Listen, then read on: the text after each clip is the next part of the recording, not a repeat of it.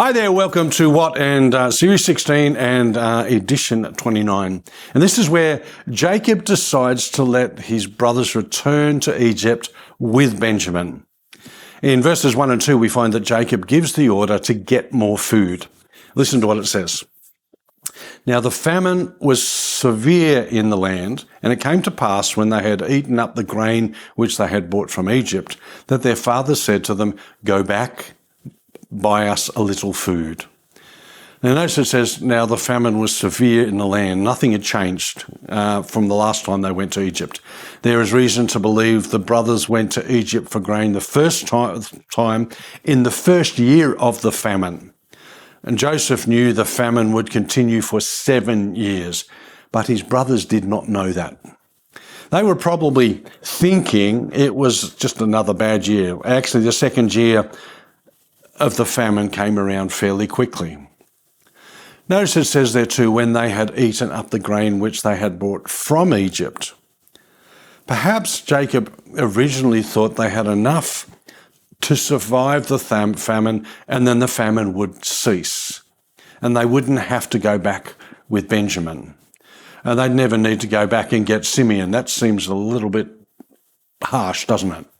The famine wore on, and eventually they ran out of food again. That's what happens when you can't produce anything. So he says, go back and buy us a little food. Necessity drove Jacob to do something he would never normally consider. It is likely that Jacob intensely prayed for the famine to break, asking God to send relief. God answered that, by the way. He just didn't know, Jacob didn't know how he was answering that. Perhaps Jacob became angry and bitter against God for not answering such prayers. Nevertheless, God had this plan, and it was happening. He had something so much better for Jacob than Jacob could ever have imagined. We look in verses 3 to 5, where Judah explains why they had to bring Benjamin with them back to Egypt. This would have been really hard for Jacob to hear. But Judah spoke to him, saying, "The man solemnly warned us, saying, 'You shall not see my face unless your brother is with you.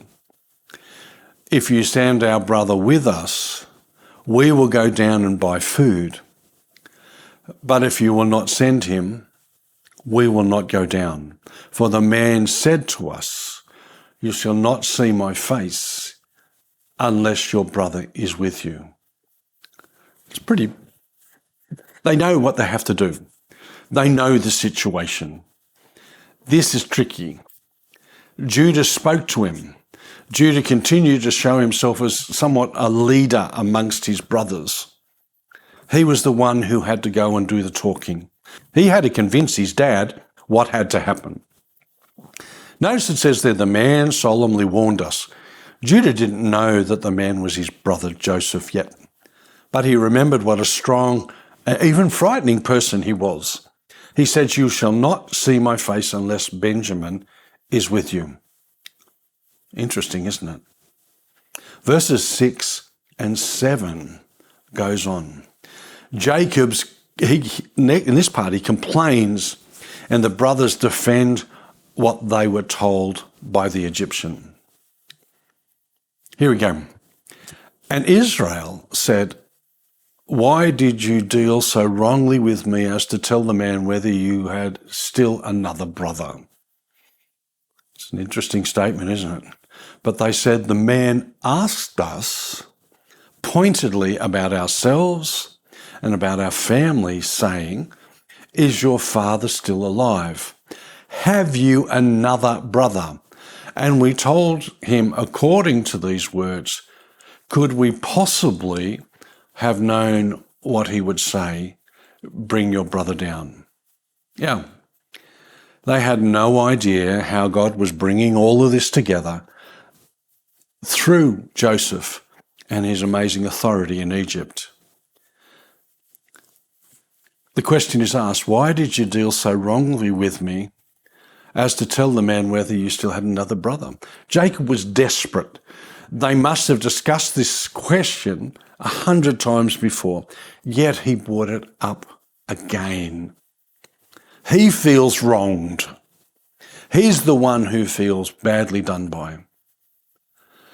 They go on and say, could we possibly have known? The brothers gave a logical explanation to their father. The question of the mysterious Egyptian official was so unexpected, they couldn't have even anticipated it. It goes on. The story continues. Verse 8, and Judah convinces his father to let them go to Egypt with Benjamin. This is going to change the whole story.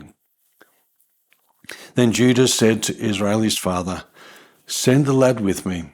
We will arise and go, that we may live and not die. Both we and you and also our little ones. I myself will be surety for him. From my hand you shall require him. If I do not bring him back to you and set him before you, then let me bear the blame forever. For if you had not lingered, surely by now we would have returned this second time.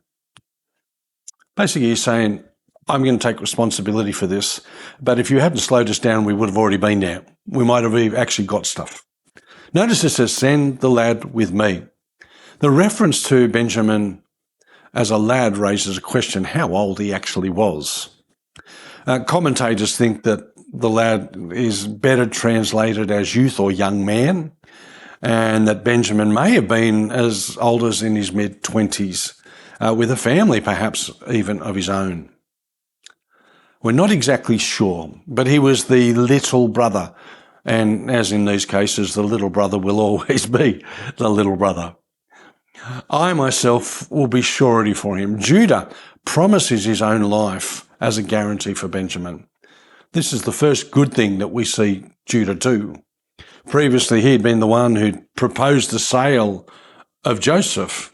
He'd also got himself in all sorts of trouble in other stories in the book of Genesis. You see, the realm of the unseen and yet real spiritual struggles and strategies, Satan may have directed his previous attacks against Joseph, believing that he was the son of Jacob from whom the Messiah would eventually come. And to this point, God had not yet revealed which of the 12 sons of Jacob the Messiah would come from. There's an interesting family tree that goes on from this point. Satan not only hated the children of Jacob for what they were, but also for what God could make them. The devil directs the same kind of hatred against believers today. Not just for who we are, children of God, but what we can do in the name of God. Satan considers the destiny God has given his people. We need to think about that as we go into this week. We need to think, how firmly are we connected to our loving God? Bless you.